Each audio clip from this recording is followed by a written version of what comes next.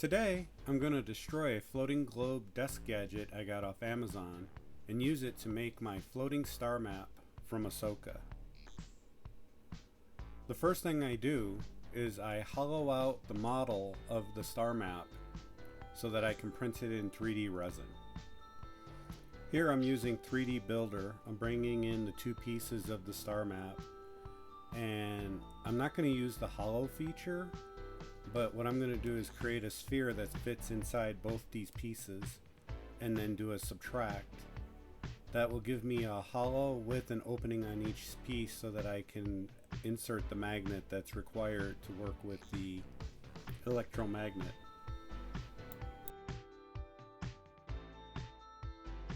So here's the globe. I pre-measured it and it was about 3.5 inches in diameter, so that's what I printed my little globe with, my little star map.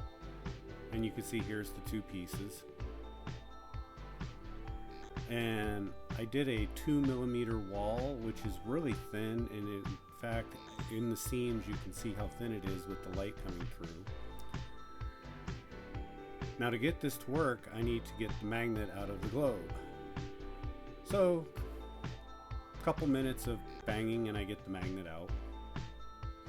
And I just take the magnet and I'm checking and I can actually float my little map. But then I realize, but I still have the other piece. The two pieces weigh too much and will not actually work. So I take the original globe and I weigh it. I was going to add the magnet, but that doesn't really matter. So the two pieces of the globe come out to about 29 grams. My star map, 46 grams. There's no way the magnet's going to be able to hold that. So I need to make something a little bit closer to what I can actually hold with the magnet. So I take it and in my printing software I decrease the size, and then I realize, well, I have to do it without supports so that I can get closer to what I need. And then I printed a little sleeve for the magnet. So with the sleeve I'm at 30 grams. I'm betting that 1 gram is not going to be an issue.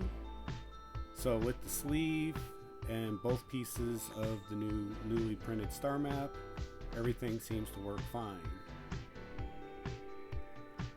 So now I'm in business.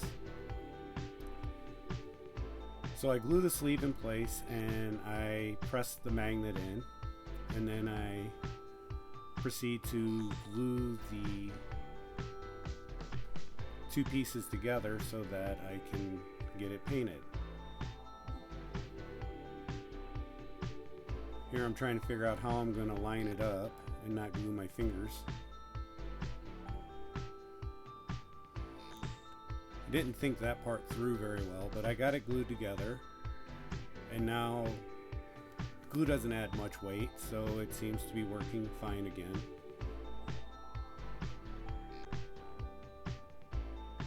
And now I'm going to move on to painting. I do a base coat of flat black primer, and then I went over that with a gold, and then I just took some black paint and kind of washed over the gold and filled in the seams.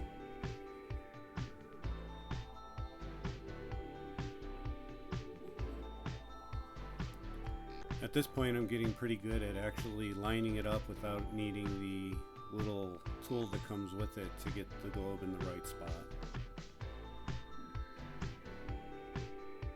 So I thought this is cool, and I was going to leave it like this, but I thought that the base was kind of basic,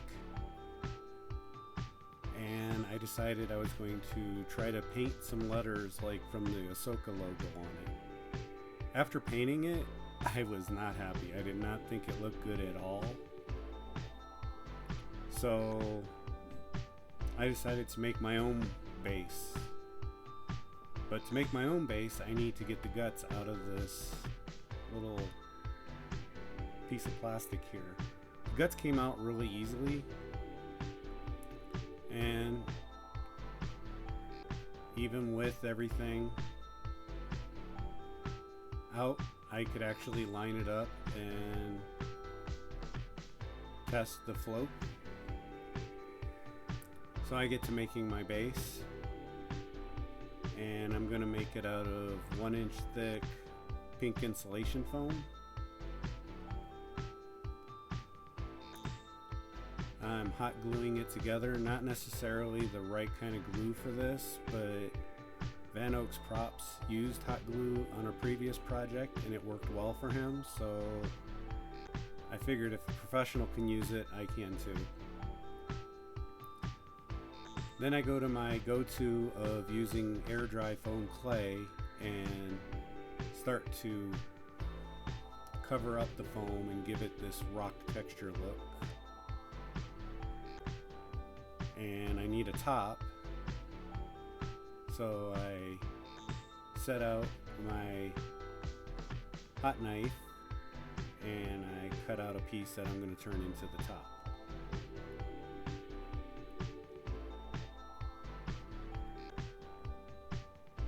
I need to hold the electromagnet in the top, and I don't want to have it exposed to directly to the insulation foam. So put on my safety glasses and proceed to cut the top off of the desk gadget. Fit everything back in place. You have to be careful not to damage the copper coil, but other than that, this is actually a pretty sturdy little piece. So I snap it back into the top, put the top, or not the top, but into the plastic of the original desk top, and then I proceed to wedge it in place in my new top and glue it.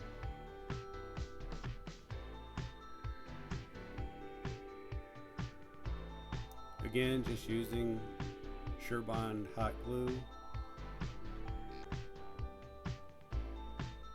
Just using a 1-2-3 block for weight to hold it in place to make sure everything's working.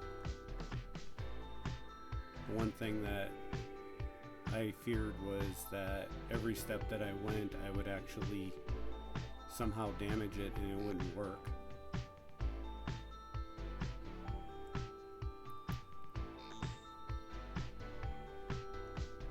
I get out some more foam clay and I proceed to cover the top and the rest of the pink that will be showing from the front. And while I'm covering the top, I realized I didn't really like the way it looked with the open bottom, so I made a little stand that goes underneath it that I can put the map in when it's turned off. When it's turned off, the map will actually suck to the electromagnet because it's just two regular magnets at that point, but I don't want to leave it that way in case something happens and the globe was to actually fall and break. So here you see what happens when the power shuts off. It just snaps right to the top. So when I'm not using it, I can just rest the map right there. And here's the nightlight with the lights out. You can see how the original strip light from behind shows up. And then I put a little light in the bottom to shine up green to add just a little more color. Thanks for watching.